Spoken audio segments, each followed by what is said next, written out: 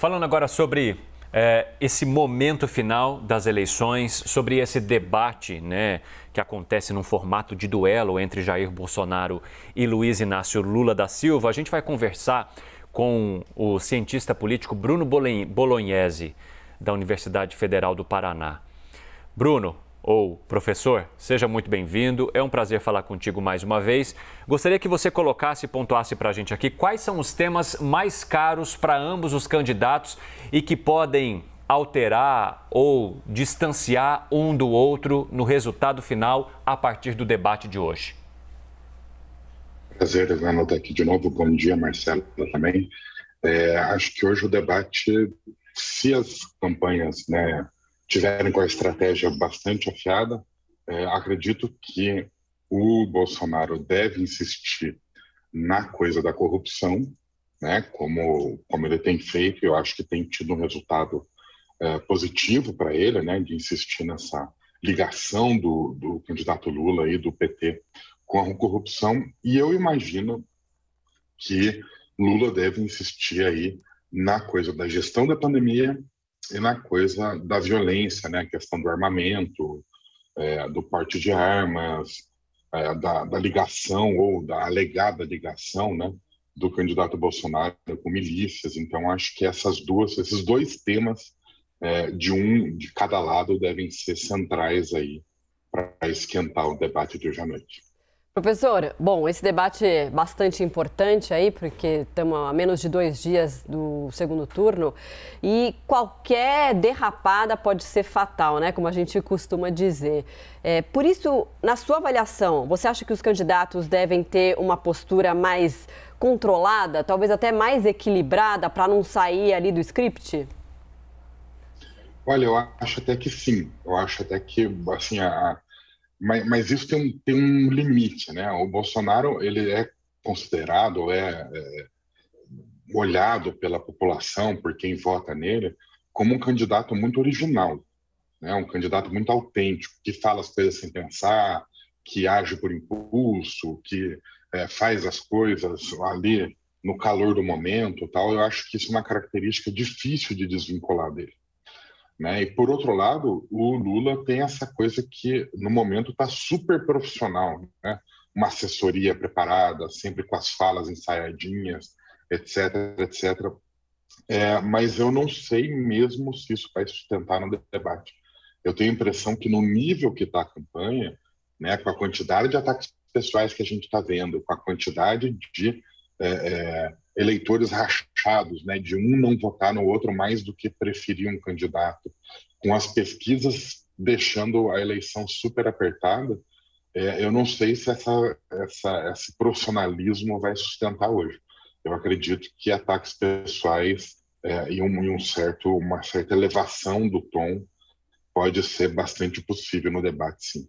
Professor, e quando a gente tem dois candidatos que são tão opostos, em várias questões, que polarizam essa sociedade, isso torna ainda mais difícil o virar voto, Ou seja, fazer com que alguém que votou no primeiro turno em um candidato possa votar em outro no segundo turno. Certamente. Acabou de sair, não faz 20 minutos, uma qualitativa de acesso mostrando que esse é o principal ponto. Assim, é muito, muito difícil você conquistar um voto do outro lado. Então, as pessoas têm votado muito mais no anti, eu sou anti-Lula ou anti-Bolsonaro, do que, de fato, concordar com as pautas de cada candidato. Então, essa que a gente chama aí de polarização afetiva, deixa a eleição muito, muito apaixonada e muito difícil de você virar voto. E o problema aí é o pós-eleição. Então, o que a gente esperar da sociedade, o que esperar do convívio social depois da eleição. Então, a gente sabe que tem, por exemplo, estudos muito, muito interessantes que mostram que o quanto esse tipo de comportamento esgarça, fere o tecido social. E nas eleições não deve ser diferente. Então, o que preocupa é o pós-eleição, como que cada um vai conviver com o diferente. Professor, a gente viu no primeiro turno que as pesquisas tiveram uma certa dificuldade de identificar o voto do eleitor do presidente Bolsonaro. Tanto é que ele ficou mais à frente do que as pesquisas apontavam. Nesse segundo turno, a gente está, claro, acompanhando também o resultado das pesquisas e a gente pode ainda contar com esse voto envergonhado ou com aquela virada, né, de posição ou de ideia, de voto mesmo, ali aos 45 do segundo tempo, do sábado para o domingo? Olha, eu sei que a coisa ficou meio nebulosa, né? Então, com esses erros, os institutos, todo mundo está com o pé atrás, né? E eu também fico, não é? A gente também fica preocupado. Mas o que nos conforta um pouco é que pesquisas de segundo turno normalmente tendem a acertar mais, né? Então você tem menos erro, menos indecisos, menos voto nulo, né? Então normalmente as pesquisas tendem a acertar com mais precisão no segundo turno. Então dá para a gente confiar um pouco mais nas pesquisas. Além disso, eu acho que os institutos levaram um certo susto, né, no primeiro turno e tomaram algumas atitudes importantes. Então, algumas metodologias foram melhoradas, problemas de amostra que estavam tendo, eu acho que tentaram corrigir para o segundo turno. As pesquisas que vão sair hoje são várias, né, acho que tem umas 5 para sair hoje.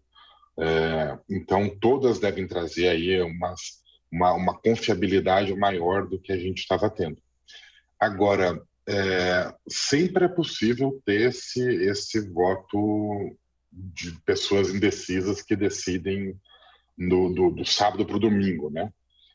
Mas o que faz normalmente essas pessoas decidir, Marcela, são as pessoas na rua, né? O clima na rua.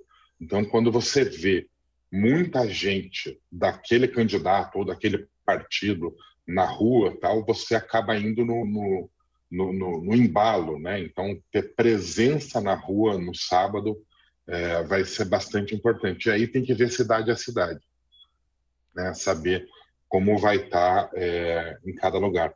Mas eu acho que é menos provável uma virada no segundo turno ou um erro de pesquisa no segundo turno do que aconteceu no primeiro. Ainda que fazemos a ressalva que possa acontecer, mas eu acho que é menos provável.